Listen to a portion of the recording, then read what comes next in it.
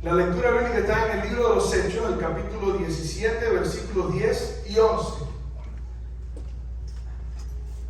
Y allí dice Lucas, que fue quien escribió los Hechos de los Apóstoles: inmediatamente los hermanos enviaron de noche a Pablo y a Silas hasta Berea. Y ellos, habiendo llegado, entraron en la sinagoga de los judíos. Y estos eran más nobles que los que estaban en Tesalónica, pues recibieron la palabra con toda solicitud, escudriñando cada día las Escrituras para ver si aquellas cosas eran así. Yo quiero decirte, tú no tienes por qué quedarte con lo que yo te voy a decir hoy. Y es importante que entiendas esto, porque sabes, que ahorita estaba hablando con Julio, estábamos conversando sobre la forma como nosotros presentamos la palabra, y hay momentos en que la palabra suena dura. El profeta Jeremías dice: mi palabra es como fuego, mi palabra es un martillo que rompe la piedra. Jesús dice que la palabra es como una espada que divide. Y a veces pensamos, la palabra, ¿cómo que la palabra divide? Sí, la palabra divide. Pero no estamos supuestos a estar unidos, sí, pero en la palabra. Hoy en día se enseña un tipo de unidad que no es la unidad de la que habló Jesús en el Evangelio según San Juan. Santifícanos en tu verdad. Esa era la unión que Jesús quería que tuviéramos.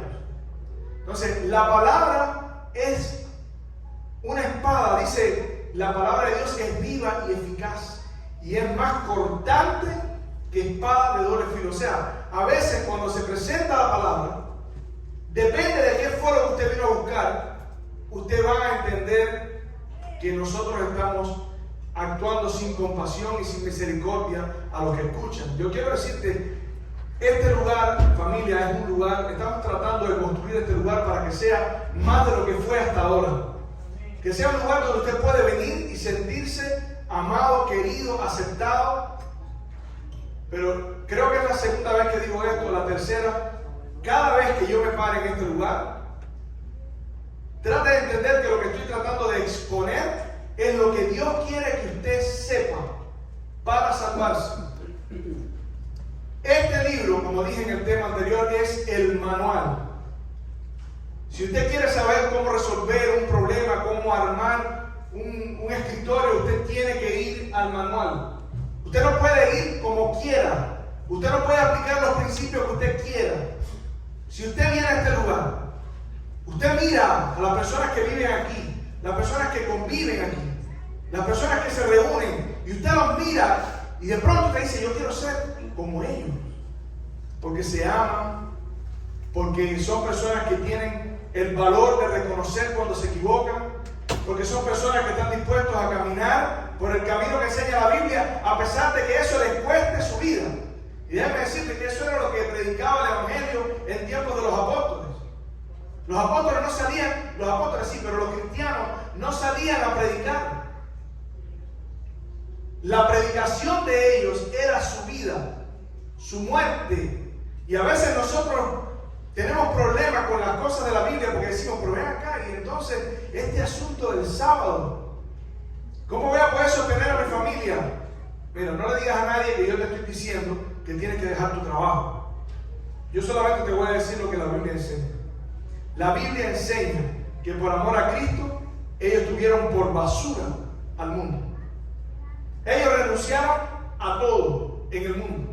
Y ciertamente los cristianos eran un pueblo peculiar. Eran algo extraño en el mundo. Si usted lee Hebreos capítulo 11, ahí en Hebreos capítulo 11, el apóstol Pablo dice que estos, dice, hablando de ellos, dice, era de los cuales el mundo no era digno. Perseguidos, azotados, aserrados, maltratados, vestidos de pieles, moviéndose entre las cuevas, andaban como peregrinos, sin un hogar fijo. Su vista estaba en otro lugar, su esperanza estaba en otro lugar. Y es curioso porque nosotros vivimos en nuestros países.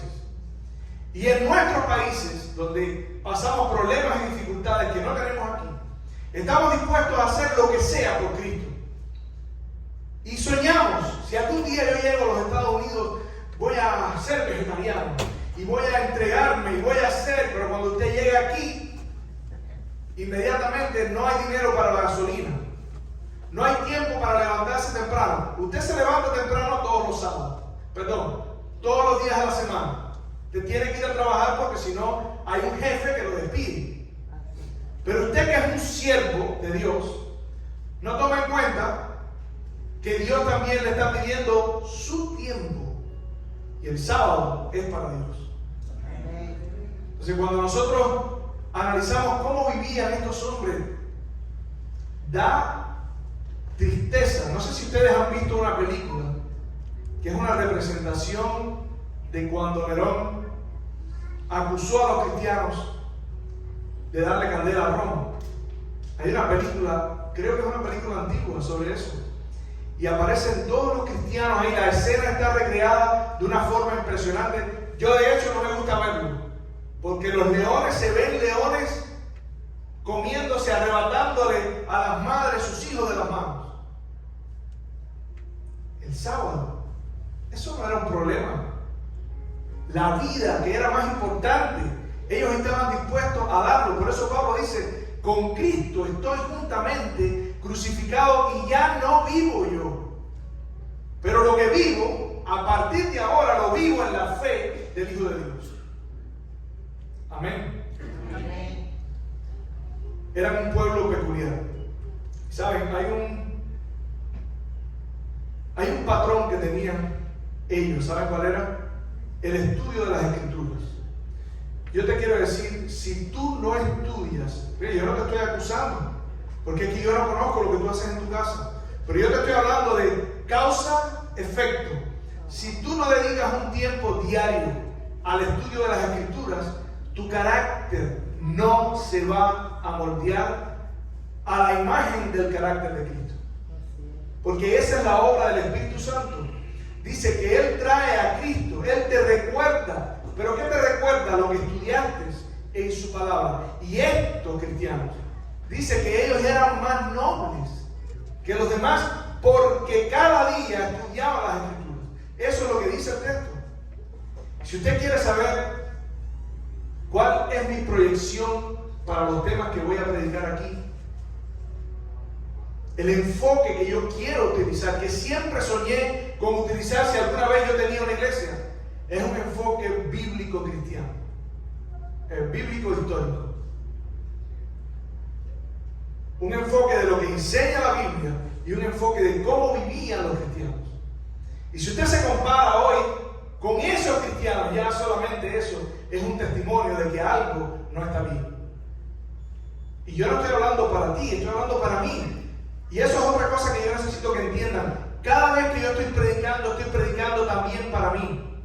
Yo estoy compartiendo contigo lo que Dios me da a mí para yo crecer. Yo estoy en el mismo lugar que tú. Estoy en el mismo barco que tú. La única diferencia es que Dios me dio a mí la responsabilidad de compartirlo contigo. Pero yo estoy en el mismo barco. Hay un señor que se llama Peterson, Jordan Peterson. Y en el podcast que hizo con Joe Rogan, ¿saben quién es Joe Rogan? Es el podcast más visto del mundo. Entiendan, para que se ubiquen lo que voy a explicar dónde pasó. El podcast más visto del mundo, Joe Rogan. Y Jordan Peterson es un filósofo, es un psicólogo, es una persona muy conocida, muy famosa. Y este hombre, que no es cristiano como nosotros interpretamos a los cristianos, pero que tiene su fe en Dios a su forma, dijo esto: The Bible is not just truth. The Bible is the precondition for the manifestation of truth. Dice, la Biblia no es solamente verdad, no es solamente la verdad. La Biblia es la condición previa a través de la cual se manifiesta la verdad. Amén. Y eso lo dijo en el podcast más vistos del mundo. Millones de personas vieron eso. Quiere decir, hay personas que están escuchando el testimonio de las Escrituras, aún si nosotros nos callamos. Y Jesús dijo, si estos se callan, las piedras hablarán. Yo quiero leerles algo. Es un documento histórico. Hay varios documentos que muestran que Jesús existió. Hay varios documentos que cuentan directa o indirectamente sobre Jesús.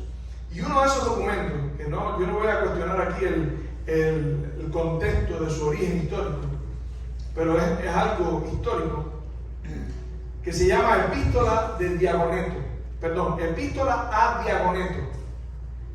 Es una epístola que escribieron a alguien para que tuviera un informe sobre los cristianos. ¿Cómo eran los cristianos? Este pueblo peculiar. Y escuchen lo que dice. Hoy voy a leer 3 citas. Son un poquito largas, ténganme paciencia. Los cristianos no se distinguen.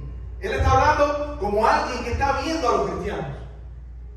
Ubíquense en esa historia, como alguien que está sentado viendo lo que le pasa a los cristianos y explicándole a alguien que preguntó quiénes son los cristianos, porque ciertamente de ellos se oye en el mundo entero. Dice, los cristianos no se distinguen de los demás hombres ni por el lugar en que viven ni por su lenguaje.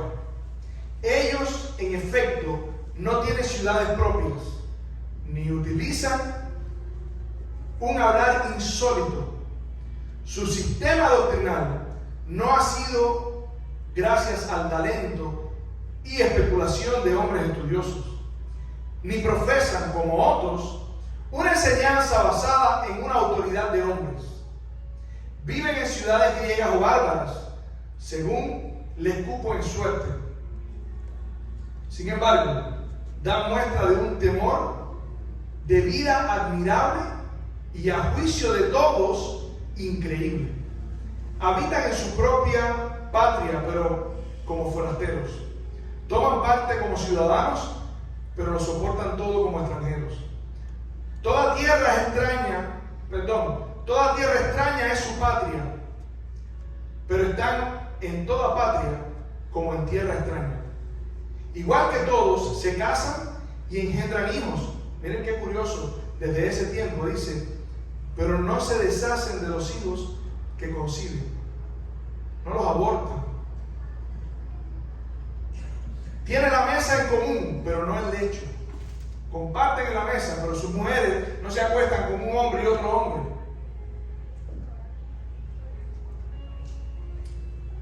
Pero no el lecho. Viven en la carne, pero no según la carne. Viven en la tierra, pero su ciudadanía está en los cielos. Obedecen las leyes establecidas y con su modo de vivir superan esas leyes.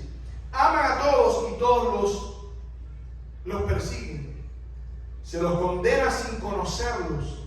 Se les da muerte y con ellos reciben vida.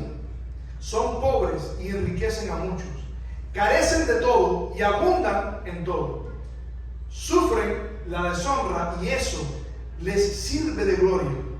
Sufren detrimento en su fama y ello atestigua su justicia. Son maldecidos y bendicen. Son tratados con ignominia y ellos a cambio devuelven honor. Hacen el bien y son castigados como malhechores. Al ser castigados a muerte se alegran como si se les diera la vida. Los judíos los combaten como extranjeros y los gentiles los persiguen. Y sin embargo, los mismos que los aborrecen no saben explicar el motivo de su enemistad. Qué descripción tan precisa, tan gráfica de cómo vivían los cristianos. Los cristianos sin duda eran un pueblo peculiar. ¿Saben? Nosotros debemos hacernos una pregunta. ¿Qué tipo de cristiano soy yo? ¿Soy un cristiano de los que viene a la iglesia? Porque esto es un grupo, es sabroso, es rico estar aquí, nos vemos, nos saludamos, la pasamos bien porque los hermanos son agradables, nos queremos sinceramente, y eso es un buen motivo para venir. Si usted viene por esa razón, bienvenido. Pero ser cristiano es un poco más que eso. ¿Es usted la persona que viene a la iglesia porque siente una gran necesidad de Dios y está dispuesto a escuchar lo que se enseña de la palabra de Dios? ¿O está pensando en que para poder entrar a la iglesia tiene que cambiar ciertas cosas? No me gusta la música, no me gusta el vestuario, no me gusta acá, ellos hacen... ¿Para qué vienen entonces? Porque nadie viene a un lugar a formar parte de ese lugar, sino es porque mira, observa y dice, eso es lo que yo quiero ser. Y eso es lo que tratamos de hacer, lo que vamos a tratar de hacer en el caso de los líderes también. Queremos que vean a los líderes como algo que ustedes quieren ser. Queremos que ustedes sean líderes también, porque sentarse en el banco va a provocar una parálisis espiritual. Y todos nosotros somos llamados, todos nosotros tenemos un propósito. Cuando Jesús le habló a la iglesia, no solamente estaban los apóstoles, cuando Él iba a ascender al cielo, también había, dice, más de 120. Y Jesús, ascendiendo al cielo, de aquí, le dijo, os doy toda potestad. Toda potestad me da en los cielos, id y hacer discípulos a todas las naciones, enseñándoles que guarden las cosas que se les ha enseñado. Los cristianos eran un pueblo peculiar. ¿Qué tipo de cristiano soy yo? ¿Qué tipo de cristianos somos nosotros? ¿Somos cristianos bíblicos? ¿Históricos? No históricos tipo histéricos. Sí, porque están los históricos también que te recuerdan todo lo que has hecho en toda tu vida. Cuando usted se arrepiente de un pecado, ahí dice, sí, pero el problema es que ya verás, él es así, así, así, yo lo vi cuando hizo así, así, y nos volvemos medio histéricos. No es ese tipo de histórico. Histórico es el cristiano que mira cómo vivían esos cristianos y compara su vida con ellos. Y parte de esa historia empieza en las Escrituras.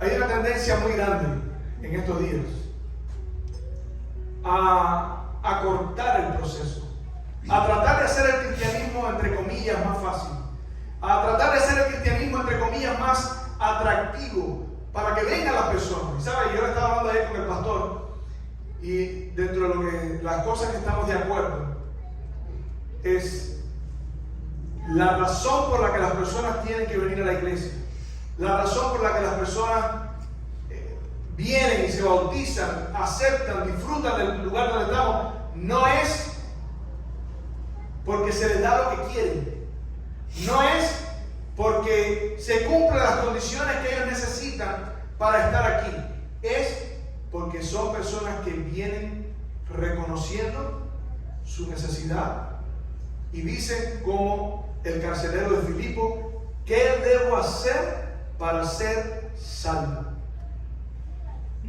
Eso no quiere decir que alguien te va a discriminar porque sencillamente tú quieras venir al almuerzo. ¿Saben? En Cuba tenemos un ministerio y se da almuerzo todos los sábados. Y la iglesia está llena. Dios ha bendecido ese lugar. Y siempre hay los que están afuera que dicen, claro, ellos van por la comida. Ahí las madres mandan a los hijos para que maten el hambre. Y los padres van y las madres van porque no tienen que comer. Si no, no fueran a la iglesia. ¿Quieres que te diga algo? A mí eso no me importa. La comida no es para los de la iglesia. La comida es para quien tenga hambre. Y cuando vienen a la iglesia, escuchan el mensaje. Y nadie les pide que tomen decisiones. Tú vienes a la iglesia, tú escuchas el mensaje, pero la decisión es tuya. Y no queremos que sea diferente. No queremos que tú sientas que hay una presión de parte de nosotros para estar aquí, una presión para que te bautices, una presión para que te transfieras de tu iglesia para acá. No. Disfruta del lugar. Disfruta, quédate tranquilo y en paz. Porque quien te tiene que alcanzar, ya te está alcanzando. Amén. Y no soy yo. Y no es el pastor. Y no es Tom, no es Ela. Perninosca. Es el Espíritu de Dios. Amén. Ese no falla. Él está trabajando en los que vienen nuevos y en los que llevan años. Porque esto es toda la vida, familia. Toda la vida. Por eso queremos crear aquí un lugar donde sintamos que entrar aquí es como un abrazo. Porque hay cosas duras que tenemos que decir. Que es como cuando usted está enfermo. Usted nunca ha visto un quemado. Las personas que se queman. Aquí hay médicos. Personas que han visto a un quemado. La cura de eso es terrible. Es dolorosa. Hay personas que cuando tú estás quemado, tienen que aguantarte para de alguna forma soportar ese dolor con alguien al lado. Todos nosotros estamos quemados por el pecado y por esta vida, por los problemas, por las situaciones. Y este tiene que ser el lugar donde usted viene para que lo aguanten y lo ayuden a pasar por el proceso difícil. Los cristianos, hay una tendencia muy grande a parecernos al mundo, a bajar la norma, a eliminar de la palabra de Dios las cosas que aparentemente son incómodas, todo lo que tiene que ver con corrección, todo lo que tiene que ver con esa otra parte de la promesa que no queremos escuchar, la eliminamos. ¿Para qué? Para que los hermanos no se sientan incómodos, para que los hermanos no se sientan mal, para que no se sientan sacudidos. Yo te quiero decir, ojalá y esta tarde tú te sientas sacudido, porque es el Espíritu de Dios quien convence de pecado, de justicia y de juicio. ¿Y sabe qué es lo que viene después de esa tormenta? La paz. No es posible tener paz si tú no pasas por ese proceso, y algún día en tu vida lo vas a tener que pasar. Tarde o temprano te vas a tener que encontrar con Jesús frente a frente. Te vas a tener que encontrar con la decisión de tomar la decisión de vivir para Dios. No hay forma de huir de eso. El salmista dice: si me voy al monte, ahí está tu espíritu. Si me voy al fondo del mar, ahí me encontrarás. Y vivimos así, con la tensión de la vida, con esa incomodidad, ese impas en nuestro corazón que no nos deja vivir. Porque es más fácil sufrir las consecuencias de nuestros propios errores, de nuestras propias decepciones, de nuestro propio reconocimiento de lo malo que hacemos, porque no se trata de lo que dice el hermano, se trata de lo que tú sientes de ti mismo. Cuando tú te sientes mal contigo mismo, cuando tú haces las cosas que sabes que no debes hacer, nadie tiene que venir a decirte. Ya con lo que hiciste, tú mismo sabes. Y el Espíritu Santo está ahí para dos funciones. Ten cuidado, no te confundas. Dios es amor, pero te va a corregir. Dios te va a corregir, pero te va a corregir con amor. Y Jesús dice: la única forma de hallar paz para tu alma, ¿sabes cuál es?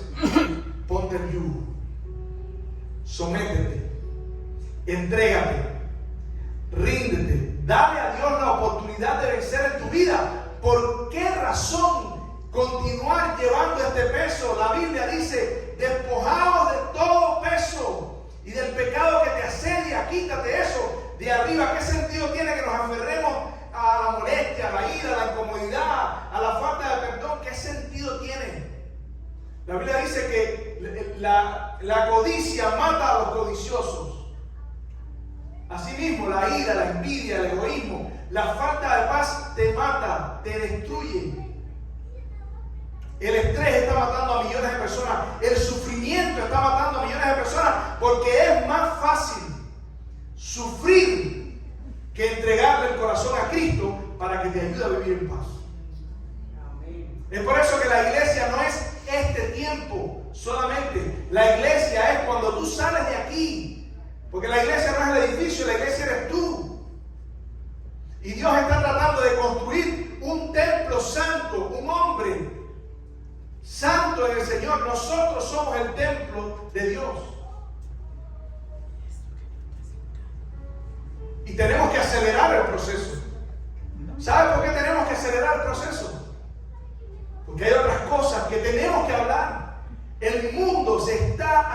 fondo. Y yo todavía estoy tratando de explicarte algo tan simple, tan sencillo, porque a veces no queremos tomar la decisión. Tienes que tomar la decisión, porque tarde o temprano hay que hacerlo. Hoy, dice la Biblia, es el día aceptable. Hoy es el día de salvación. Esta es la vida eterna, que te conozcan a ti. Tú no tienes por qué vivir sufriendo, tú puedes vivir en plenitud, pero para poder vivir en plenitud, tú tienes que aceptar a Cristo, no el Cristo que tú quieres, es el Cristo que enseña la Biblia. ¿Por qué me dices, Señor, Señor, y no haces lo que te digo? Este pueblo de labios me honra. Miren las descripciones, por eso es que la palabra de Dios es tan directa, es tan incómoda. ¿Saben? Jesús les dice: Padre, yo les di a ellos tu palabra, y por eso el mundo los aborrece. Porque la palabra de Dios es directa, va al pecho, va a tu necesidad, no tiene tiempo de jugar, porque hoy tú estás vivo y mañana no sabes. Y esto es para todo el mundo, los miembros de iglesia. ¿Hasta cuándo? ¿Se acuerdan que hemos hablado de estas cosas? De regreso al altar, tienes que regresar al altar. ¿Hasta cuándo claudicaréis entre dos pensamientos? ¿Hasta cuándo vas a darle rienda suelta? ¿Hasta cuándo vas a extender tu sufrimiento? Hay personas que tienen deseos de suicidarse. No es porque son malos, es porque no encuentran solución a los problemas de la vida. Y a veces nosotros que somos cristianos tampoco tenemos la respuesta. Porque lo que hacemos es vivir repitiendo lo que otros enseñan. Porque no tenemos el valor de tener nuestra propia experiencia. Yo te pido que me perdones si lo que yo te estoy diciendo parece como que no tengo compasión o que no tengo misericordia. Yo te estoy diciendo lo que Dios quiere que tú entiendas. Amén. Yo castigo y reprendo a los que amo. Hoy es el día, tienes que parar, tienes que decir: Señor, paré, detén el planeta que me quiero bajar. No soy más de este mundo. Pero el mundo comenzó a meterse en la iglesia. ¿Sabes? Bajar la norma no funciona. No funciona. Ya se intentó eso una vez. Yo te quiero leer algo que dice el conflicto de los siglos. Dice allí: poco a poco, primero solapadamente y a hurtadillas, y después con más desembozo. Otra versión dice: con más descaro. Conforme iba cobrando fuerza y dominio sobre los espíritus de los hombres, el misterio de iniquidad hizo progresar su obra engañosa y blasfema. De un modo casi imperceptible, las costumbres del paganismo penetraron en la iglesia cristiana. El espíritu de avenencia y transacción fue cortado por un tiempo por las terribles persecuciones que sufría la iglesia bajo el régimen del paganismo. Mas habiendo cesado la persecución y habiendo entrado el cristianismo en las cortes y palacios, la iglesia dejó a un lado la humilde sencillez de Cristo y sus apóstoles y sustituyó los requerimientos de Dios por las teorías y tradiciones de los hombres, y el mundo disfrazado con capa de rectitud se introdujo en la iglesia. ¿Y saben lo que eso provocó? Provocó que por 1260 años el mundo entrara en una edad que se llama la etapa oscura. Así se llama, la edad oscura de la Edad Media. El oscurantismo, la ciencia al suelo, las economías hacia atrás, la pobreza aumentó de una forma impresionante, la salud y el promedio de vida de las personas al suelo, reducido de una forma impresionante. Las personas duraban 40, 45 años, en el mejor de los casos. Muchos que eran genios, que eran músicos, duraron pocos años. La edad terrible, donde la palabra de Dios se puso a un lado. ¿Saben lo que dice la Biblia? ¿Cómo describe ese periodo? Lo describe como un tiempo en que la Biblia estaba vestida de saco y cilicio, de luto, porque tomaron la Biblia, que es para poner, dice, arriba, que todos la vean, la escondieron debajo de la cama. Y vinieron los reformadores Y los reformadores estuvieron dispuestos a entregar su vida, familia. Estuvieron dispuestos a ser torturados al extremo. Si ustedes han leído la historia de Juan Hus y Jerónimo, ellos eran conocidos, eran amigos. Y cuando llegó el momento en que los iban a sacrificar, Juan Hus dijo: yo no me retracto, y lo quemaron. Pero Jerónimo dijo: está bien, yo me retracto, y firmó la retractación. Y ese pensamiento lo consumía hasta el punto que era mejor, llegó a ser mejor para él la muerte que continuar viviendo con esa culpabilidad. Y llamó a sus verdugos y les dijo: me retracto de mi retractación, pues te vamos a quemar. Y él les dijo: empiecen por esta mano, porque esta fue la mano que firmó mi retractación. Ese era el espíritu del cristianismo. Hombres y mujeres que no pertenecían a este mundo. Los cristianos eran perseguidos. Hay un libro que se llama Historia del Cristianismo, que les voy a leer algunas cosas. Esto es además un documento histórico. Esto no es alguien que era cristiano, es un historiador de ese tiempo. Otro más que contempló lo que estaba pasando. A diferencia, este no era cristiano.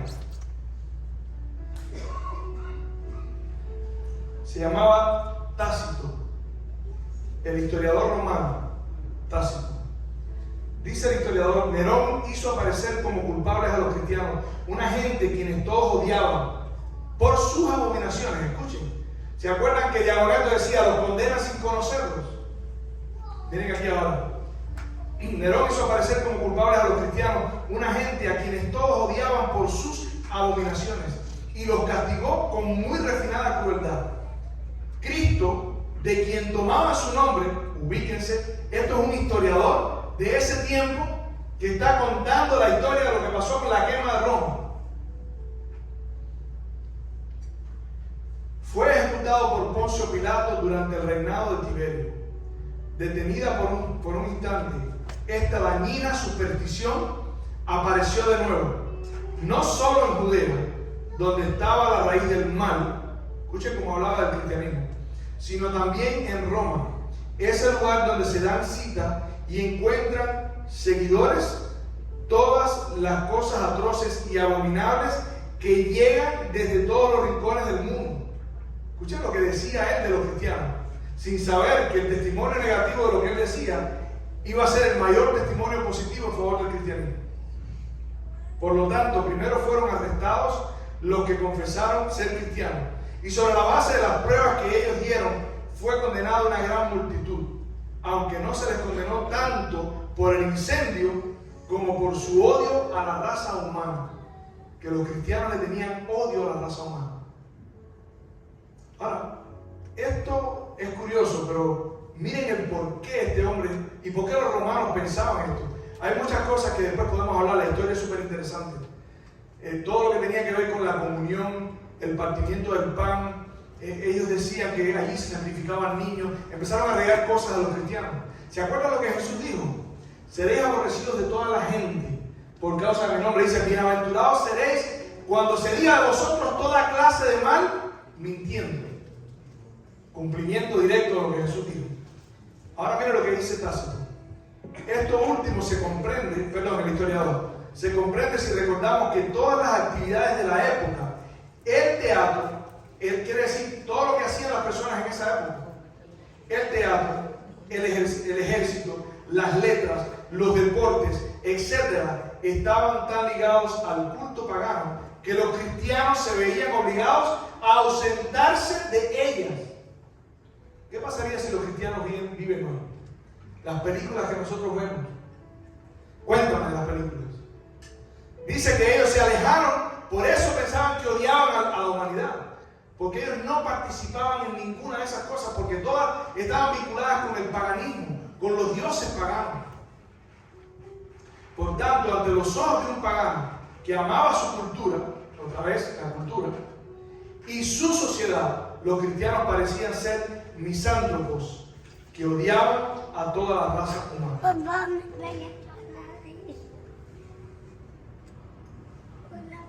los cristianos eran un pueblo peculiar. ¿Qué tipo de cristiano quieres ser tú? ¿Qué tipo de cristiano te gustaría ser? Vamos a proyectar desde aquí una escuela. Queremos enseñar cómo podemos ser cristianos. Y juntos vamos a aprender. Y yo te quiero decir, si tú aprendes a ser cristiano, escúchame bien, si tú aprendes a ser cristiano, nunca el pastor te va a tener que llamar y decirte, mi hermano, esto lo puedes hacer. Porque si tú tienes la palabra de Dios, si tú tienes el manual, si tú tienes la guía, si tú tienes además la dirección del Espíritu Santo que habla claramente en tu vida, tú puedes estar solo en un desierto. El Espíritu Santo te va a instruir. Y Dios nos está llamando a vivir en paz. Pero no hay forma de tener paz si no tomamos este libro y lo ponemos en nuestro corazón. Dame, hijo mío, tu corazón y miren tus ojos por mi camino. En medio de un mundo donde hay una cultura que arrastra literalmente, primero solapadamente y ya casi de forma descarada al cristianismo, se escucha la voz del profeta Jeremías. Jeremías capítulo 6, versículo 16. Ustedes saben lo que yo hacía cuando yo entré en la iglesia al principio. Miguel sabe, porque él es de mi tiempo por allá. O sea, él parece jovencito, pero está viejito. Nosotros teníamos una libreta. Y todo lo que el pastor decía, lo anotábamos. Las cosas que no entendíamos, las escribíamos. Yo te quiero decir, tienes la oportunidad, te ofrezco la oportunidad de hacer eso. Te doy la idea, toma una libreta y escribe, anota. Cuando tú escribes, las cosas se graban. Cuando tú perseveras en eso, comprendes mucho mejor. Jeremías capítulo 6, versículo 16. Dice, versículo 16 dice, así dice Jehová, en medio de una generación que quiere vivir un cristianismo cultural, paraos en los caminos y mirad y preguntad por las sendas antiguas, cuál sea el buen camino y andad por él. Y ahora dice, y hallaréis descanso para vuestras almas. ¿Se acuerdan de algún otro versículo que dice esto? ¿Hallaréis descanso para vuestras almas? ¿Hallaréis paz para vuestras almas? Venid a mí los que estáis trabajados y cargados. ¿Trabajados y cargados con qué? Lo que acabo de decir ahorita. Con la lucha por quedarte con el mal que tienes dentro. Toma ese peso y entrégaselo a Cristo. Deshazte de ti mismo. Limpia la vasija. Deja que el Espíritu Santo cambie el corazón y este pueblo va a ser un pueblo radiante. Las personas te van a mirar y te van a desear en el mejor sentido de la palabra. Van a querer estar contigo, te van a amar, te van a apreciar, te van a respetar, van a estar pendientes de lo que tú dices para aprender.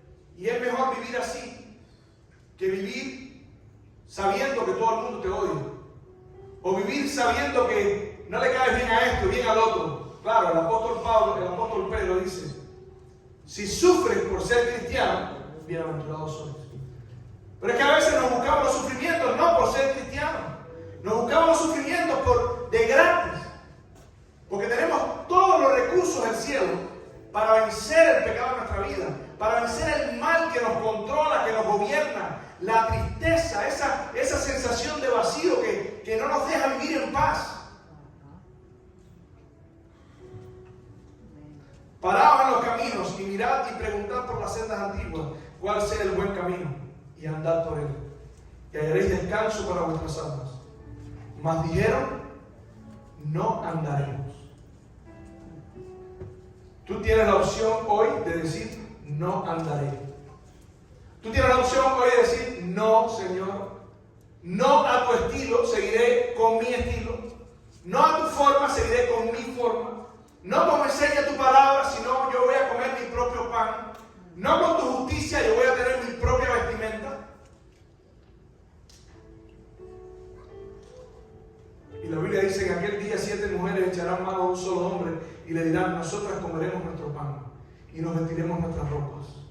Solamente déjanos llevar tu nombre.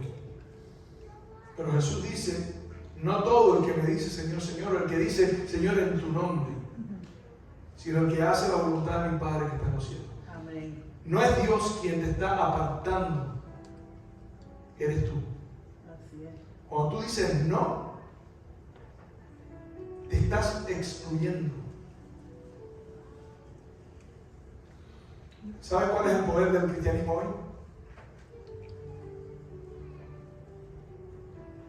Es amarse como se amaban los cristianos. ¿Sabes cuál es el poder del cristianismo hoy? Vivir para Dios como vivían los cristianos en otro tiempo.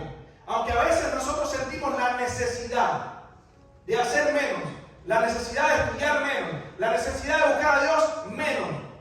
Porque estamos tan ciegos que no entendemos que nuestra verdadera necesidad es rendirnos por completo a Dios, dejar que el Espíritu Santo ponga el yugo de Cristo en nuestra vida y andar por el camino para poder encontrar paz para nuestra alma. Amén. Ese es el poder que Jesús dijo que tendría la iglesia. Hazlos uno. Uno no es solamente un solo pueblo, uno es en un pensamiento. ¿Cuál es el pensamiento que nos une? Este libro. Amén. Ustedes han visto lo que hacen los camaleones. Hay un lagarto, un camaleón, que vi el otro día en YouTube. Hay una señora que le pone unos plátanos, le pone una fresa y le pone otra cosa. Y el camaleón pasa por aquí y parece un plátano. Se pone amarillo como el plátano. Y sigue caminando, y cuando pone una patica en la fresa, usted ve que la patica coge el color de la fresa, pero la otra parte es amarilla. Y avanza y se vuelve todo color fresa. Y avanza y se vuelve todo color verde. Dos ilustraciones en una. Nosotros somos el tipo de cristiano camaleón que cambia de color en dependencia de las circunstancias, que usa un camuflaje para protegerse. O somos el tipo de cristiano camaleón que toma y se para sobre la palabra de Dios, para que todos, parados sobre la palabra de Dios, podamos tener el mismo color. Porque si usted es camaleón y se para sobre un plátano y yo me paro sobre el plátano, los dos vamos a parecer plátano. Si usted es cristiano, yo soy cristiano, si toma este libro y deposita su corazón aquí, ahí la Biblia dice: serán un solo corazón. Quiero terminar con un texto del Espíritu de Profecía, que está en Evento de los Últimos Días. Elena White dice: otro asunto hay de más importancia aún, que debería llamar la atención de la iglesia. En el día de hoy, que debería llamar la atención de la iglesia en el día de hoy, el apóstol Pablo declara que todos los que quieran vivir piadosamente sufrirán persecución. ¿Por qué entonces parece adormecida la persecución en nuestros días? El único motivo es que la iglesia se ha conformado al mundo. Por lo tanto, no despierta oposición. La religión que se profesa hoy no tiene el carácter puro y santo que distinguiera a la fe cristiana de los días de Cristo y sus apóstoles. Si el cristianismo es aparentemente tan popular en el mundo, ello se debe tan solo al espíritu de transigencia con el pecado, a que los grandes hitos, las grandes verdades de la palabra de Dios son miradas con indiferencia, y a la poca piedad vital que hay en la iglesia. Y ahora dice: revivan la fe y el poder de la iglesia primitiva, y el espíritu de persecución revivirá también, y el fuego de la persecución volverá a encenderse. Porque todo el que quiera vivir piadosamente sufrirá persecución. Y el clímax de la escalera cristiana, el tope de la escalera cristiana, la jerarquía, por así decirlo, el nivel más alto de un cristiano es cuando es perseguido. Bienaventurados los pobres en espíritu, bienaventurados los que lloran, bienaventurados los mansos, bienaventurados los misericordiosos, bienaventurados los que son perseguidos por causa del reino. Bienaventurados sois.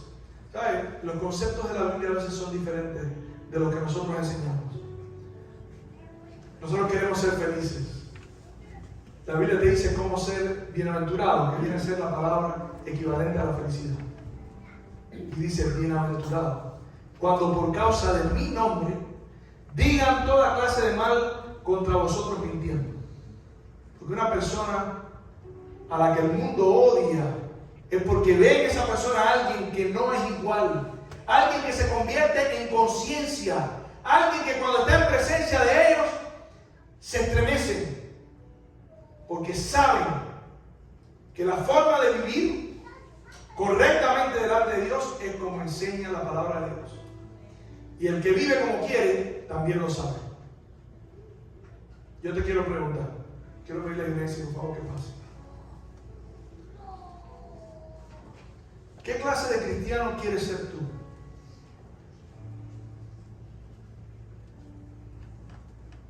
¿Te gustaría ser un cristiano bíblico? ¿Un cristiano histórico? ¿Un cristiano como estos santos hombres que estuvieron dispuestos a predicar el evangelio con su vida, que sellaron el pacto con Dios con su sangre? Y eso no es fácil. Yo no te estoy llamando en esta mañana, en esta tarde, a ser un cristiano de banco. Te estoy llamando a ser un cristiano de Cristo. Porque a veces queremos ser cristianos sin Cristo. A veces queremos vivir sin la instrucción de la palabra de Cristo. Pero eso no es posible. Aunque a veces creemos que sí. Mi misión es mostrarte cómo la Biblia enseña que no es posible vivir siendo cristiano sin Cristo. Por eso Tácito dice: Cristo, de quien ellos tomaban su nombre, murió crucificado por Poncio Pilato. ¿Te gustaría decirle, Señor, hay cosas que hasta me dan miedo? Me da miedo la persecución, pero me da miedo también abandonarme, sentirme débil, sentirme frágil, sentirme que yo tengo este carácter que he hecho para adelante, pero ahora tengo que ser como Pedro, que aunque era un pescador, cuando cayó en el agua, había aprendido a aprender tanto de Jesús, que ahora sin Jesús no sabía nadar. Yo quiero pedirte que te pongas en pie, no ahora, mientras ella canta. Si este es tu deseo, siempre acuérdate lo que yo digo. Esto no es un show. Esto no es un espectáculo. No estamos tratando aquí de agradar a otra persona. Ahora es tu tiempo con Dios. Este es el momento en el que tú puedes comunicarte con Dios con las herramientas que yo te he dado esta mañana. Con la emoción del canto, con la pasión de la descripción de la palabra de Dios. Usa este momento. Porque cuando se apague la música, probablemente no te vas a sentir igual. Este es el momento. Hoy es el día aceptable. Hoy es el día de salvación.